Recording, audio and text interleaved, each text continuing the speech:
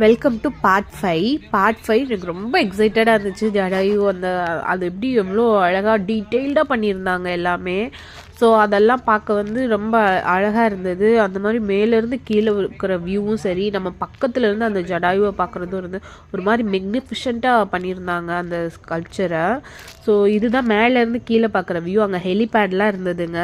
So நிறைய பேர் விஐபிஸ்லாம் visit பண்ணுவாங்கன்னு நினைக்கிறேன். அதான் ஹெலிபேட்லாம் இருக்குது. ஜடாயு கதை நம்மளுக்கு தெரியும் இல்லையா? நம்ம ராமாயணத்தில் ராவணன் சீதையை கவர்ந்து கொண்டு போகும்போது சீதையை மீட்க ஜடாயு சண்டை போடுவாங்க. பட் ராமன் வீழ்த்திடுவார் ஜடாயுவை. அவங்க விழுந்த இடம் தான் இது அப்படின்ற மாதிரி போட்டிருந்தாங்க. அந்த ஃபெதர்ஸ் எல்லாம் எவ்வளோ டீட்டெயில்டாக செஞ்சுருக்காங்க பாருங்கள். இங்கே ஒரு லைன் ஒன்று பார்த்தேன், டெடிக்கேட்டட் டு விமன் சேஃப்டின்னு. அது வரைக்கும் நான் அந்த ஸ்கல்ப்சரை தாங்க பார்த்துட்டு இருந்தேன். But dedicated to women safety அப்படின்ற லைனை பார்த்தோன்னே எனக்கு டக்குன்னு ஒரு மாதிரி ஸ்ட்ரைக் ஆயிடுச்சுங்க. என்னன்னு தெரியல, நம்மளுக்கு கதை தெரியும், நம்மளோட ராமாயணம் கதை தெரியும், எல்லாமே தெரியும். இப்போ அந்த பேர்டை நான் அந்த லெட்டரை ரீட் பண்ணிவிட்டு எனக்கு இப்போ அந்த பேர்டை பார்க்கும்போது அது ஒரு மாதிரி கத்திட்டு கீழே விழுந்து ஒரு மாதிரி ரொம்ப கஷ்டப்படுற மாதிரி இருந்தது. நான் அனிமல் ஆக்டிவிஸ்ட் கிடையாது. பட் ஸ்டில் எனக்கு அந்த பேர்டு கஷ்டப்படுது. அது ஒரு பொண்ணை காப்பாற்ற போய் தானே கீழே விழுந்துச்சு. ஒரு பொண்ணை காப்பாற்ற போய் தானே அதை இப்படி பண்ணிட்டாங்க அப்படின்ற மாதிரி ரொம்ப ரொம்ப ரொம்ப மனசு கஷ்டமாக இருந்தது.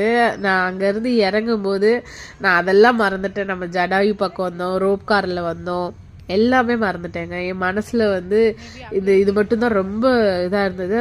அது நீங்கள் அந்த போனீங்கனாலே உங்களுக்கும் அந்த ஃபீல் கண்டிப்பாக வரும்னு நினைக்கிறாங்க. நிற்கும் போதே தெரியுது, ஐயோ இந்த பேர்ட் ரொம்ப கஷ்டப்படுதே.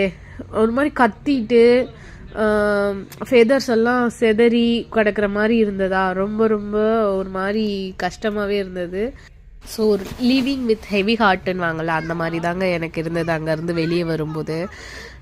இந்த யோசனைகளோடு இருக்கும்போது என்னடா இன்னைக்கு டே காலைல ஆரம்பிக்கும் போதே இவ்வளோ எமோஷனலாக இருக்கே அப்படின்ற மாதிரி ஆரம்பிச்சிச்சு. பட் அடுத்து நம்ம போக போகிற இடத்துல அது அப்படியே டோட்டலாக மாறப்போகுது. ஸோ எங்கே நம்ம போகிறோம்? வர்க்கலாக்கு. ஸோ அடுத்த பாட்டில் வர்க்கலா பார்க்க போகிறீங்க. எங்கே டூரிஸ்ட் வந்தாலும் ஃபாரினர்ஸ் வந்தாலும் வர்க்கலா தான் கிளீனஸ்ட் சிட்டி, வர்க்கலா தான் பெஸ்ட் பிளேஸ் அப்படின்னு சொல்லுவாங்க.